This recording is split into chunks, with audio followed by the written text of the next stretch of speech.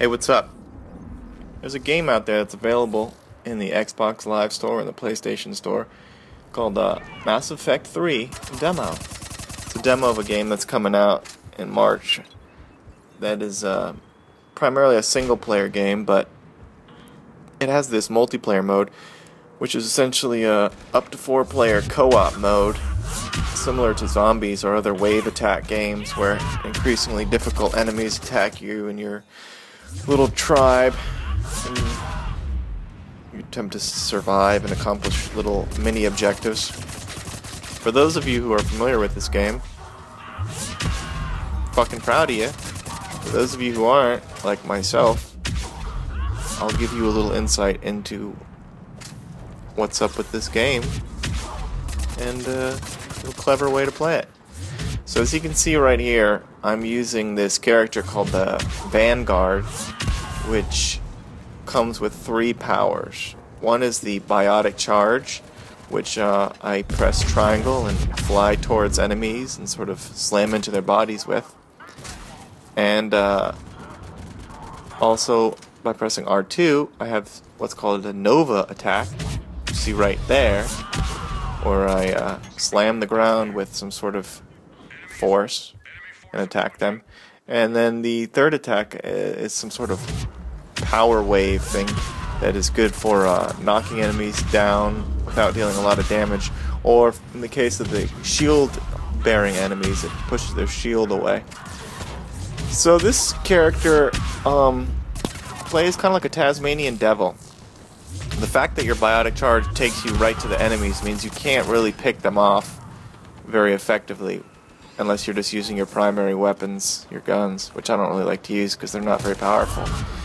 The Biotic Charge is going to suck you right into the middle of the enemy's swarm, and you're going to be, you're going to need to have your head on a swivel because they're going to be all around you and shooting you, and it's very chaotic but also very fun.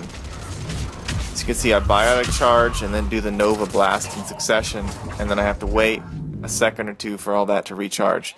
As you level up this character, I think my character is pretty much leveled up to 20, which is the limit on the demo at least. It recharges rather fast. Now here you can see certain waves you have to accomplish little tasks. This wave we have to hack 4 devices in under 5 minutes, and you can see the timer there going away and the devices that we have to disable. So I get the first one, and then I saw an enemy out here on the platform, and then it just seemed that they all were spawning out here. So without even saying anything, I just figured someone else on my team would start to play more objectively as they were not being attacked by very many enemies. And I just decided to become a killer and keep everybody, relatively safe. Now, one thing about the Biotic Charge is when you begin to level it up, it has a secondary effect that it increases your shield. So if you're taking damage and you need, your health back, if you do a Biotic Charge, when you're leveled up all the way, it'll actually give you 100% of your shield back. So it really saves you when you're in sticky situations. Conversely, the Nova attack takes away 100% of your shield, not your health, but your shield. So when you use them in tandem, you can see that purple little meter on the middle of the screen that represents my shield is constantly fluxing. It's going from full Biotic Charge to empty Nova Blast. Very chaotic, very frenetic, very fun, and I pretty much always get the highest score on the team because it's so easy to kill people with the Vanguard character. Now another great tip for success is having one of your friends use the Infiltrator character. Hold on here a minute, you can see the missile launcher. It's good for dispatching those Atlases, the big mech warriors. But the Infiltrator character has an invisibility cloak, which is very good because at a certain point your team is going to go down. They're going to go down hard. There's going to be people that need to be revived, and they're going to be surrounded by enemies. So what the Infiltrator can do is turn on the invisibility cloak, run over to the downed teammates, and revive them without being attacked himself. In fact, playing without one person as an infiltrator is illogical when you have that ability. My friend Driz the Demon is rocking the infiltrator character with a sniper rifle, which allows him to get more damage out of his sniper rifle when he's invisible. When you turn on the invisibility cloak as the infiltrator and you shoot an enemy, the damage is higher, kind of like that of the sneak attack on Skyrim. So what he'll do is, when he's about to snipe someone, he'll turn on the cloak, shoot him. By shooting him, the cloak disappears, but then he gets hella damage from the sniper rifle, and he can pretty much instantly turn the cloak back on and rinse and repeat, as they say. Now, the invisibility cloak on the infiltrator character is manually operated so that you can turn it on and turn it off when you want, but there is a penalty. The longer you leave it on, the more time it takes for it to recharge. And at a certain point, it will just stop. You can't be invisible forever. Also, your shield and health does not regenerate while you're invisible, but you can run away from the action, uncloak, and then heal. Now, there are certain enemies that you want to pay more attention to than others. Right here you can see I'm attacking these combat engineers. Combat engineers aren't tough on their own, but they will put down those turrets, which are very, very lethal. And they make it more lethal in that they're so hard to take out. When they take one person out, other people come over to revive them, and they get taken out by the turret. So taking out combat engineers, they're like the first tier of difficult enemies. The second tier of difficult enemies would be the Atlas. The Atlases, or you can call them mechs, those big robot droids that look like they're 1.5 stories tall. They take a lot of damage, and it's good to use missile launchers. And then the third and most deadly enemy that you will encounter is this here, the Phantom. The Phantom seems to be a female or effeminate male ninja-style character that has a sword. They have a nasty shield, takes a lot of hits, and they can also give you a samurai sword to the stomach and instantly kill you and make you unrevivable. So, as the Vanguard, I like to attack them first when I see them. I'll ignore every other enemy that's attacking me and just try to solely concentrate on the Phantom, because the Phantom is gonna get you. The longer they're alive, the more likely your team loses. And if you're distracted taking out combat engineers or other lesser enemies, the Phantom's going to sneak up behind you and get you. Now you can see here, I'm down and being revived by the infiltrator while he's invisible. Very good to have one of those. Here we fast forward a little bit. There's how the missile launcher works. If you want to get missile launchers, you have to buy the packs that you get credits for after every game. So after every game you get a certain amount of points, and then you can go to the packs, and I would recommend the veteran pack every time. It costs the most, get the most out of it. Here's another Phantom. Instantly want to jump on the Phantom. Get the Phantom down here. Falls off the lip of the platform. Success. It's another Phantom right behind me. Not a good situation to be in. Fortunately, the biotic charge brings my health back up, and now I'm down. I picked myself back up with a Medigel. It's another reward that you get from packs. It allows you to revive yourself if need be. Now here I decided I just used a Medigel. I better wait and see if somebody can revive me. And you can see right when I notice that the infiltrator goes down, I say screw that. I use my second Medigel, which is my last one, because I don't want to have both the Vanguard and the infiltrator go down. It appears that Driz the Demon also had his own Medigels, which he used both on this round, as our other two teammates were essentially corpses for the entirety of this round. So now the Great Asian, who is some guy that we met during the course of this night, he's dead. He's done for. There's a Phantom and an Atlas, the two most deadly enemies.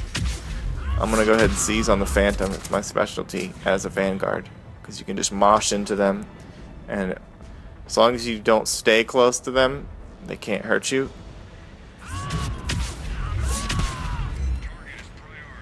Now you can see on this round, there are 4 targets that we have to kill, high priority enemies as selected by the computer, sort of like assassination jobs. You can see them by the blue boxes around their bodies, but you do have to clear a path through the phantoms and atlases. So here I'm fighting a phantom and an atlas, go down, game hangs in the balance, and Driz the demon puts on his invisibility cloak, sneaks in, revives me. Boom. Let's do this. Oh, you love waking up and seeing a phantom skating by you with her sword out. And she's dead. Tech burst from the infiltrator got her. And there's an atlas. That's good. Meanwhile, the clock is ticking away. You got 40 seconds right there to take out the high value target, who turns out to be a combat engineer. Easy picking. Just sitting there camping. A couple of Nova biotic charge blasts and he should be done. Couple more. And there's a nice sniper shot, and you're done. Atlas blasts me with a rocket. Instead of engaging the Atlas, I decided to go try to find the target and got caught by the other Atlas. You only get a limited amount of rockets per round. I believe it's 2. So I'd already used my 2 on other Atlases. And you can see a combat engineer setting up a turret right there, so that's a no-fly zone for me. The Vanguard doesn't really have anything that affects turrets very well. People with grenades, characters that have grenades, it's probably the best thing for turrets that I know of. Me, I'm pretty much screwed against them. So you can see that with the different types of characters you have different specialties, and there's things that you have to jump on. If you're one of the characters with grenades or cluster grenades and you see turrets, you better seize on them. And if you're a Vanguard, you see a Phantom, you better go after them. And if you've got rockets, you better grab the Atlas. Much like Battlefield, squad specializations, the different characters you can use, you've got to know your role. As for the Infiltrator, Nurse Betty, full effect. Now one thing I'm doing with the Vanguard is, although you can see there's an assault rifle on my back, I actually don't have an assault rifle. That's just some sort of graphics thing they put on there. I only have one weapon. You can't equip multiple weapons, but it affects your weight. And the weight of your character affects the speed at which your powers regenerate. And I noticed that with the Vanguard, none of my guns were really that effective. It took a lot of bullets to take out any enemy. So I decided to pretty much stick to the biotic charge and the Nova Blast. And the faster they can recharge, the faster I can get my shield back, the more damage I can do. So I decided to equip a light weapon, the submachine gun, and no second weapon. And it allows my, powers to recharge much faster rate.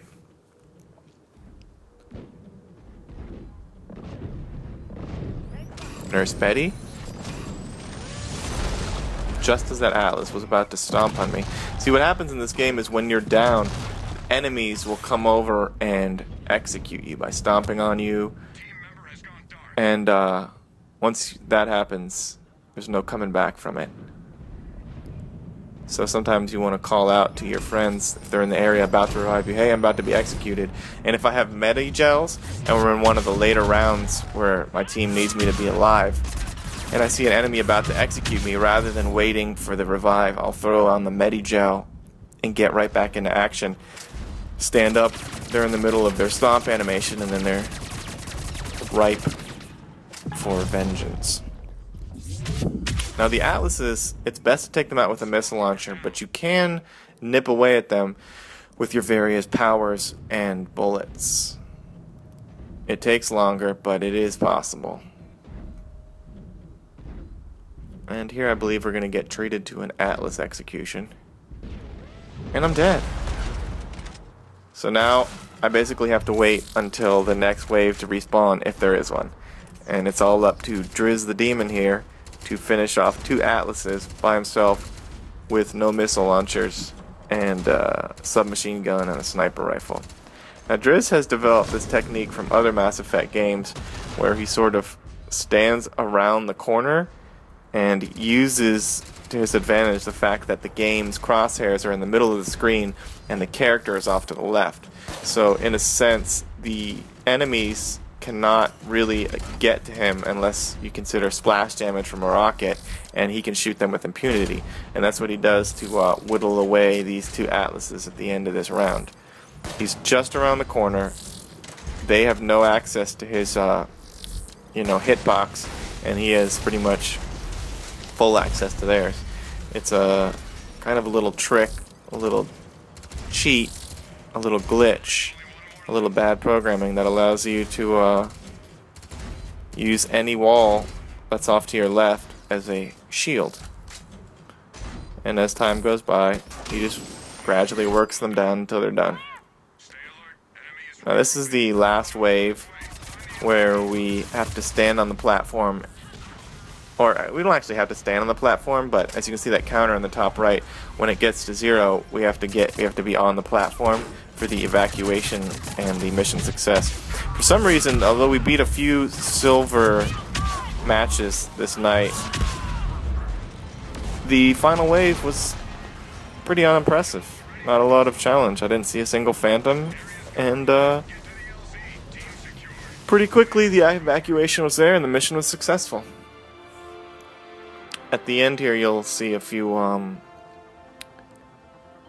post-game activities.